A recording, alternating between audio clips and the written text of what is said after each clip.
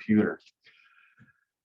Welcome to Art 117. It's a beautiful Wednesday morning, and I'm in the middle of demonstrating my first element that I am kind of cutting out and assembling here as a full-size chair element. So I needed to kind of go back a couple of steps with you guys, because I am asking us, gosh, that is really overexposed. I am asking us to design and build a scale model chair in 1/12 scale model in English measurements, so that you guys can actually work out all of your design ideas and issues in the chair. And I kind of did this as a demo last week. And today I'm going to continue trying to build my first element of the chair in cardboard. Now, if you guys remember, those of you who were here in class last time, I only had a piece of cardboard that was about this big last time. So I only had a piece of cardboard that was about this big last time. So I couldn't even fit my entire seat pattern onto the sheet of cardboard, which is fine. What I did is I improvised, and I cut off one of my sides and its tabs, and I only built this piece right here last time. And so today I'm going to do this other side right here. This is a side of my chair seat with 3 tabs. I'm going to need 3 tabs on it so that I can glue it and plug it into the thing that I've got built. And so when I do that, all of this will make some sense to you guys. I don't have my overhead bird's eye camera hooked up right now, so I can't demonstrate that. I see my scissors way across the table. I've got to grab my scissors. So I'm going to do this in the small version, and then I'm going to do it in the full-size version for you guys so you can see it as a demo. It's important for us when we're working with cardboard to know that we can improvise, and we can make things work, and we can make things happen as the needs of the cardboard dictate. When I bring in the cardboard, which is going to be today, the cardboard is going to be cardboard boxes from furniture and mattresses, and it's coming from Ingles Furniture. And sometimes your cardboard isn't perfect. You're going to have little dents in the cardboard. You're going to have maybe even tiny holes or tears in the cardboard in places, not all over the place. But we have to kind of work with what we've got in terms of the cardboard material, the recycled cardboard material that we've got, and try to work around all of the dents and imperfections in the cardboard, and try to find areas of the cardboard that are going to be fairly pristine, that we could make our pattern pieces out of and cut them out for assembly.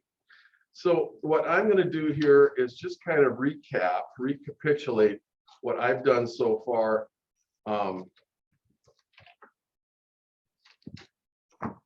in my first element with you guys, and then we're gonna build it out and finish it.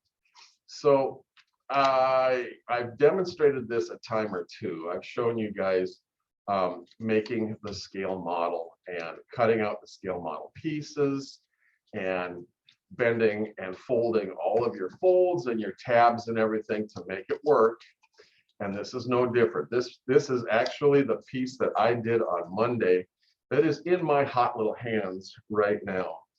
And oh, look at that. I even have a glue stick. So I'm going to stick this together with a glue stick because it's even a little bit cleaner, a little bit faster than working with the wood glue. And I need to save the wood glue as much as I can for the full-size chairs.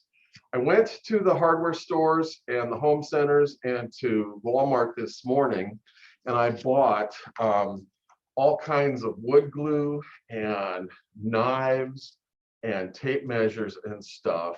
I got snap lines and metal rulers The only problem I was having is that I couldn't find anything in metric measurements. My apologies to my international students who are used to metric measurements. Oh, I did that wrong. I put that on the wrong side.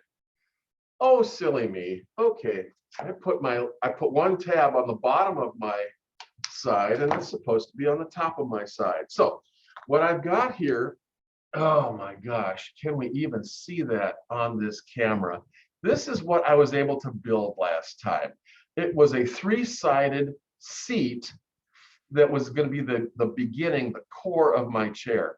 My belief is that if you're building the modular chair and you want to be able to build one module at a time and attach them all together, that you need to build the seat first and then attach the back, build the back and attach the back to the chair. So this was the seat and it was missing one side. And so I just wanted to cut another side out and be able to then take the sides and assemble them together. And so that's what I'm doing. I'm just taking my sides and I'm missing one more tab because I should have a tab on the top surface of this thing so that I have tabs going into the sides, and I need another tab that would connect the top. And now, if it will focus on this, I have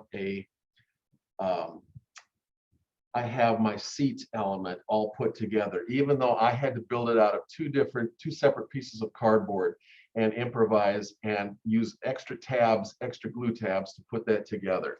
So that is the seat element for the chair. And as you can see, the seat is completely surrounded by other elements. It's surrounded by the seat back and the arms. And so you really need to build your seat first if you're going to build in this modular system. So I'm going to switch cameras now and go over to the full-size cardboard and demo this with you guys, because I just did it in a model size and now I want to do it full-size cardboard. So we're over here and I've got to turn my monitor around so I can see what I'm doing to make sure that I'm still in the shot here with you guys. Okay, the piece that we built last time is this one right here. And as you can see, it is the full-size version of the seat, except for that it is missing one side because the cardboard is just not big enough. So I'm going to have to improvise a fourth side for this and plug it in. And so I'm going to do that. This is going to sit on the floor for a minute, and we're just going to go ahead and do that. I wanted to use a piece of cardboard that actually has a problem in it. This has a big tear in one spot.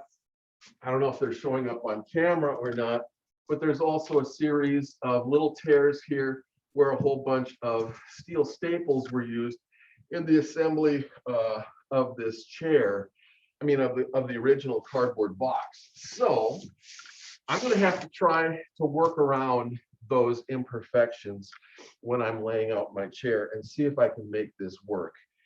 Okay, so bear with me while I just lay out my chair. I think because of the size of this, I'm just going to take my half right out of the middle. I'm going to plot out the size of my side and then add the glue tabs to it and add the last glue tab to that. So I'm going to start right here in the middle, I think.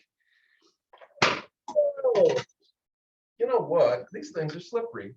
Okay, so what is the middle? It's 45 inches, so half of 45 is 22.5. So the mid spot in all of this is 22.5 right here. It's kind of nice to know where your middle is. And in fact, I think I'm just going to go right ahead and snap a chalk line there so that I have a line that tells me where the center is. And I can just kind of measure out from the center line to find my various sizes of things. And so let's see, 21 inches is going to be the width of this thing. So 21 inches. I am 21, aren't I? Or am I 22? What did I do here last time? 21 inches. Yes. Half of 21 is 10 and a half. And so I'm going to make sure that I'm at 10 and a half on both sides to get me to 21 inches. And I'm going to kind of go up here a ways to make sure that I'm at 10 and a half, so that I'm at 10 and a half here and 21 inches here. And that should give me the outside dimensions of my, the side of my box. And I'm just going to connect those dots and snap a line. And once again, connect those dots and snap my chalk line so that I've got that. All right, so that's going to give me a rectangle or a square or whatever that's 21 inches wide. My seat is 18 inches tall because I want mine a little bit bigger. So from this edge, I'm going to measure up 18 inches and mark it here and here, 18 inches, and snap another line so that I've got my side laid out. So there's that line, and try to line those both up and sliding the dumb end of the, or the hook end, I should say, of the chalk line until it all goes together.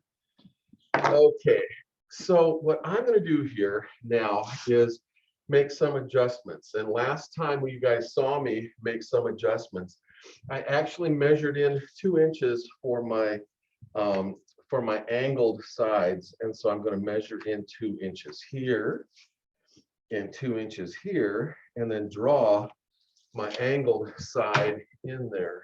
And I'm looking around for my pen or for a Sharpie, because it would really be nice if you guys could start to see these lines on the pattern in the demonstration. So I'm going to draw this line from this corner here to this brand new mark right here. I'm going to draw it with a Sharpie so that hopefully we can see that just a little bit better. And again, from this corner that I've established to this new mark right here, so that I've got a tapered side that comes in 2 inches on the bottom and is full width up on the top. Yay. So now I can go ahead and establish my 3, count them 3, glue tabs. And I'm going to make my glue tabs 4 inches wide, because they don't have to be terribly wide, but they do have to be fairly significant. So I've found that 4-inch wide glue tabs, work for me. I think that 2 inches is probably the absolute minimum that you can get away with. 3 inches might work for you guys. And so my glue tabs are going to start to look like this, and I'm going to angle them a little bit to try to stay out of my own way with the glue tabs. And so I'm going to connect up the dots here, glue tab and glue tab. There we go. Because what are we doing? We are building cardboard boxes, and all cardboard boxes have to have their little tab things for assembly. And so we're going to make our tabs. And these like this. And I suppose I can just go ahead and draw my other fold lines on here. I guess I will do them as dotted lines to make us all happy. Okay, that's good. So let's see, is this showing up on camera at all? I'm gonna flip it around really quick to get that on camera. And you can see now, this is my last side for my chair, and we're going to cut that out. So when you guys come in here, I want you to be building your chairs here at the school in the Eden Hall classroom situation unless you absolutely can't. If you cannot do this at Eden Hall because you have high-risk people in your house or something that just can't be exposed to the virus under any circumstances, I understand. It'll be okay. Once again, I've got a sacrificial piece of cardboard underneath the piece of cardboard I'm working with so that we can cut all the way through the 4, 5, or 6 layers of paper that make up the corrugated cardboard so that we can get some clean cuts going.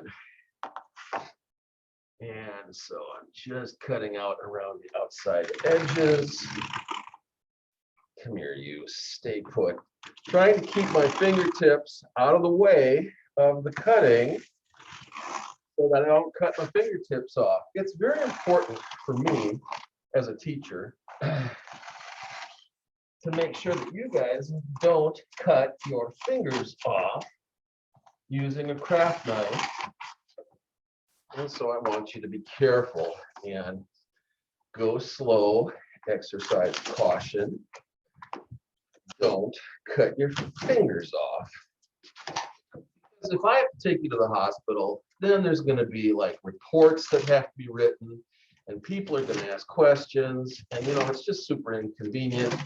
So the bottom line is, don't cut your fingertips off while you're doing this. I'm holding my fingers way back from the edge of the straight edge while I'm making my cuts.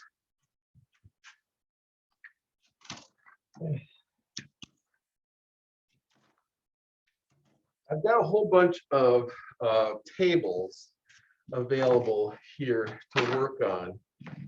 I've got 4 by 8 foot tables, and I've got some of these tables in these classrooms. And so I think I've got enough tables so that everybody will be able to have a table to work on. So this is the waste piece of cardboard. So sad, but it can be recycled, so that's a good thing. And this is the piece that we've been looking for. I've got 2 more little cuts to make to liberate my last 2 kind of angled portions of my glue tabs here.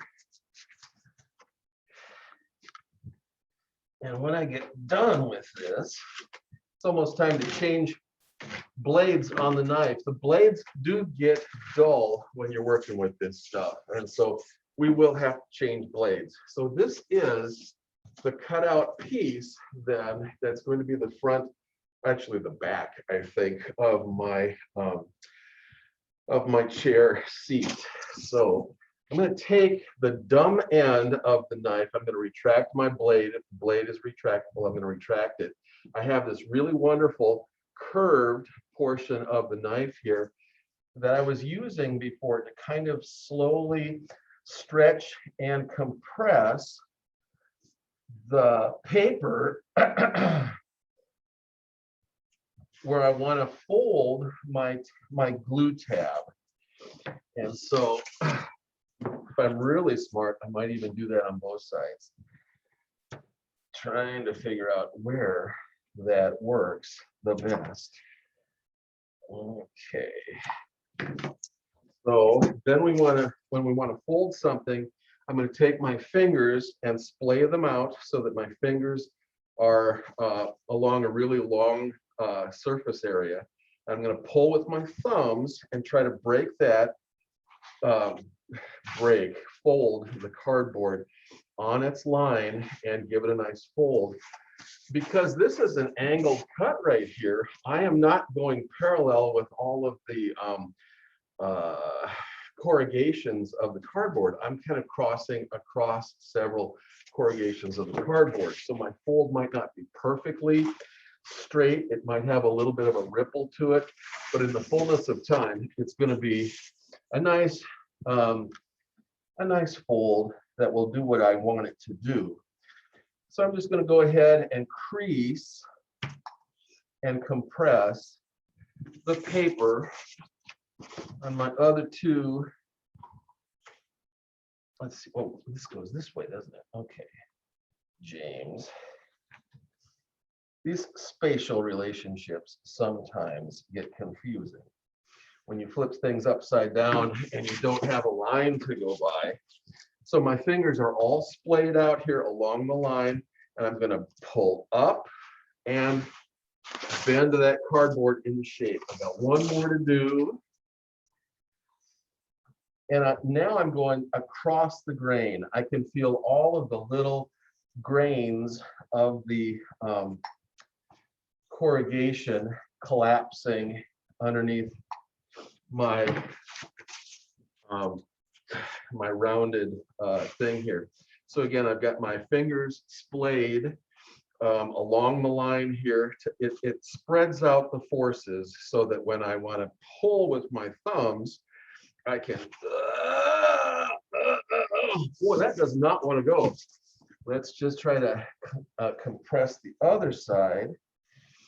We're going to kind of pre-do this. And so you can't even see that, but I have compressed the cardboard on both sides, and now it will go. Now it'll go on that fold line. So I've got my 3 glue tabs that I need to be able to put this piece into the larger piece. And so we will do that. How am I going to do that? How am I going to do that? Probably one side at a time. So this is going to have to fit in here just like this. It seems to be just a little bit big, so I may have to actually, you guys still with me? Am I still in the shot? I'm going to have to make a little bit of a kind of a cutout here at this one tiny little corner so that I can get this piece to slide inside the other piece. This is part of working with cardboard, and when you're not in production, when you're actually still sort of building prototypes, you got to make adjustments. You got to make stuff fit, because it's the first time that you're ever really fitting stuff together and seeing how it goes. So that's going to go like that, and I'm going to take my other 2 sides and just put them inside, and we're going to grab this bottle of glue here and glue this bad boy together. So here we go. Now I'm only going to be able to do 1 glue tab at a time because I'm really interested in getting these things compressed together. And I'm going to use gravity and some bricks to compress them together. So there's my glue that's about 3 inches wide, where my 4-inch tab is going to come into contact the glue. And I've got my bricks right over here in a pile behind me. And so I'm going to, I guess, get a couple of bricks ready to go so that, oh God, they're heavy. The bricks are so heavy. So I'm going to put this tab on top of that glue and make sure that I'm all lined up with my edges and my thing back here, and then put them on the tab to hold it down in place while it's gluing. And then after that has glued, I can take these 2 tabs and tuck them up inside and be able to hold this up into place for to glue the last joint into place. So right now I'm going to not worry about that too much because it moved everything that I didn't want moved. So we're going to need to let that tab dry, set up for about 20 to 30 minutes or so, dry time with wood glue, and then we'll be able to glue the rest of this box together. And as you can see, sometimes with cardboard, this is a kind of a wrestling match. Because you've got a big piece of cardboard and you're trying to cut it and bend it and get it to conform to your wishes, and sometimes it's difficult. I'm going to try to come back to my talking head view. So okay, so all of that work was to just get one module done that is kind of based on upside down trapezoids so that I can have the chair back and the chair's arms coming off at a little bit of an angle from the seat, because that is my design concept here. The chair back and the chair arms are all sort of based on a trapezoidal form, and that just breaks it up a little bit more, so it's a little teeny tiny bit more interesting to look at. It's a little bit more comfortable to sit in, and that's the concept. I would not feel any kind of bad if you guys wanted to use, borrow, improve upon my design. That will be fine. I'm actually thinking about building this one instead, though. This one that my Nakamura kind of found and was interested in. I am very captivated by this, and so this year, next week, I may actually build this one based on the triangular forms that the equilateral triangles that are kind of wrapping together into these pentagon kind of subgroups there, and making this solid. It winds up being this very, very nice solid that then has a little bit of a cutout, and a seat has been installed in it. And I just think that's the cutest little thing I ever saw. So I'm going to try building that one up next week. What happened? Where are you guys? Shit, I just knocked them out completely. Did I knock you guys out? Oh, thank God, you're still there. Okay. I set something down on top of my mouse and you guys disappeared for a minute. So here's what I'm going to do. I'm going to the furniture store today with my trailer to pick up cardboard, and I'll probably get 30 or 40 sheets of cardboard for the class, so that each one of you will get about 4 or 5 sheets of cardboard to use in the construction of your cardboard chair. Actually, they're not sheets, they are boxes that are flattened out. So they're cardboard boxes, and we're going to have to cut them apart and disassemble them and cut, perhaps the end tabs off of the cardboard boxes. But we're going to kind of keep that stuff laying around here, leaning up against the wall, because you never know when you might need just some cardboard to do a little bit of reinforcing. And I'll walk you through this part when we get there, to reinforce the seat or to reinforce the back of your chair. I'm going to show you some techniques about reinforcing modular design if you're doing modular design.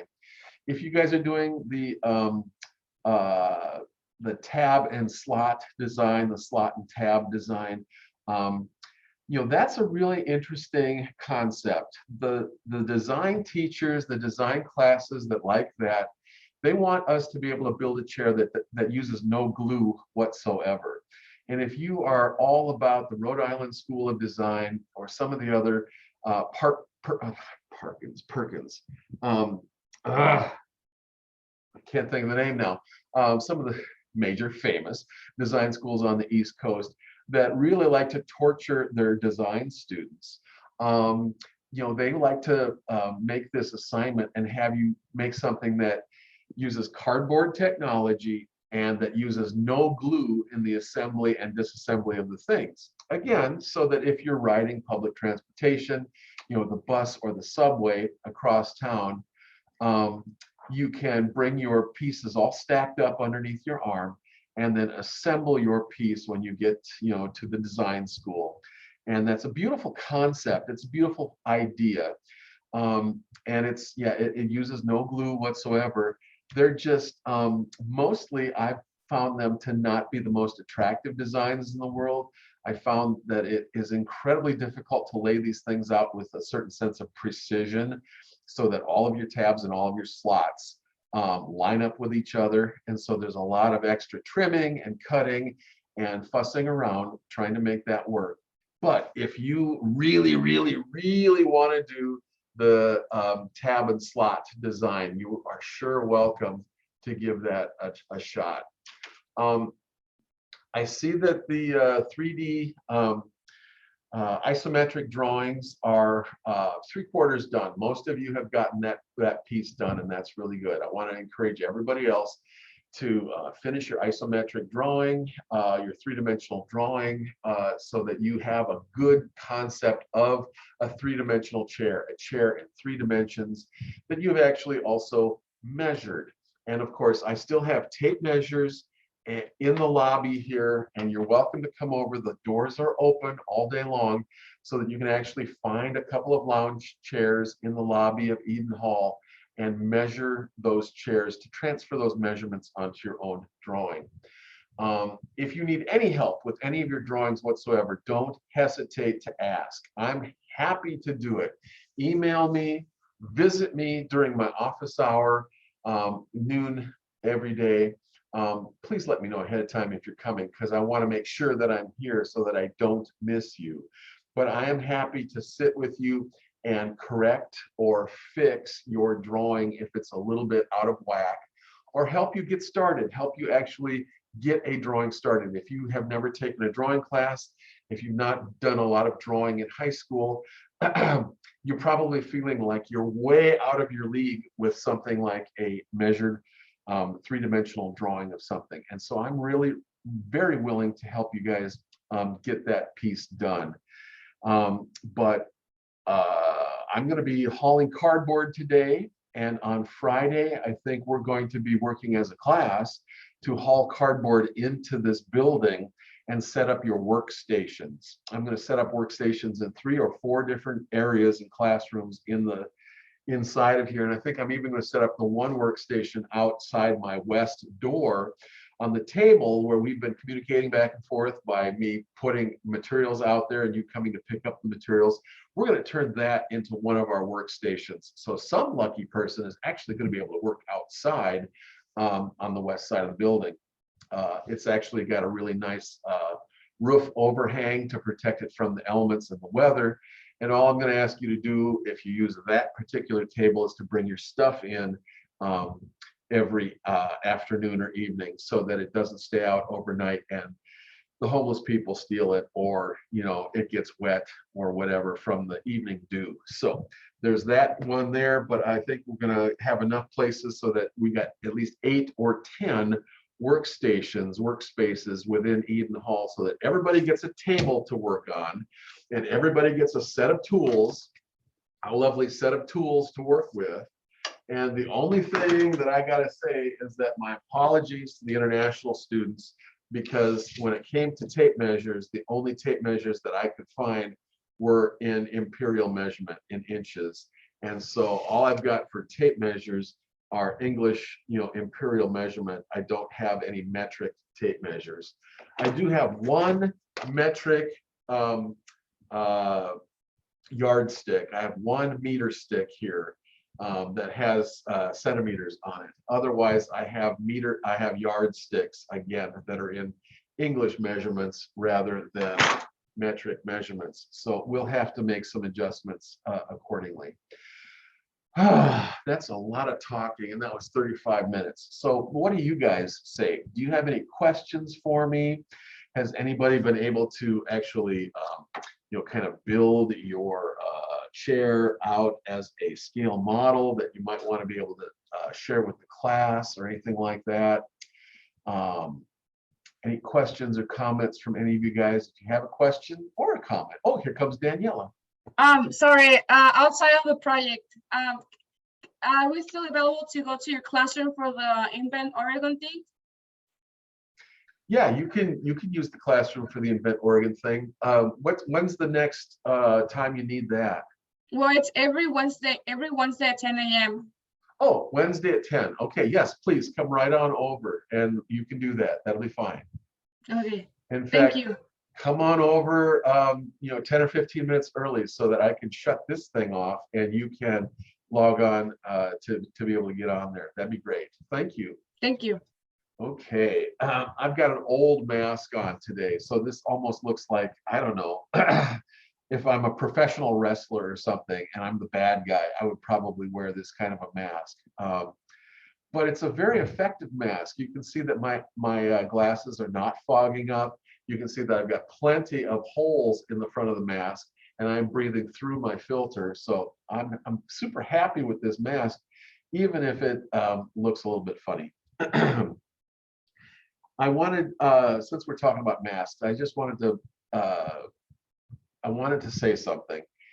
Everybody is suddenly thinking that we can throw away all of our masks because if you're fully vaccinated, the CDC guidelines that just came out said that you can go out in public and and be maskless and not wear a mask. But it's way more complicated than that. You guys, you got to remember that your vaccine is really only 90% effective, which is very good, but you still have a 10% possibility of getting the disease, even if you're fully vaccinated. It's vaccines help make sure that you don't get the disease in a way that requires hospitalization, but you can still get COVID and you can still pass it on to other people. You can still transmit it to other people. So I think that even though the CDC guidelines have changed, you're still going to want to keep your masks and you're going to want to wear them most of the time in public. Unless you're outdoors, working out, running on a beach by yourself, definitely socially distanced from other people. I can see that you want to take your mask off if you're working out outdoors, but otherwise, please keep your masks handy. I think we are going to be dealing with masks in one way or another for at least another year as we try to figure out how to get to herd immunity and how we can knock this virus down so that it's not a pandemic anymore. But I do believe that this virus will probably be coming back every winter as part of the cold and flu season. And this is a nasty virus, so it's not something that you want to pick up during the cold and flu season. So next year, and from here on out, I think that in schools, in institutions, in public spaces, indoors, we will probably be wearing masks at least during the cold and flu season during the winter time. So I'm sorry to be the bringer of bad news, but you can't just throw all of your masks away and go out and party from now on, because it's still possible to get and spread COVID-19. So keep that in mind going forward. Okay, with that happy note, that happy little admonition, I'm going to say goodbye for now. I'm going to go do some other things. I'm going to meet with Daniela at 10 o'clock for the Invent Oregon thing today. And we'll have cardboard on hand for Friday so that anybody who's actually ready to start laying out their designs full size on a full size piece of cardboard, we will have workstations for you set up and ready to go on Friday for class. Until then, thanks for watching, and I'll see you guys on Friday. Bye-bye.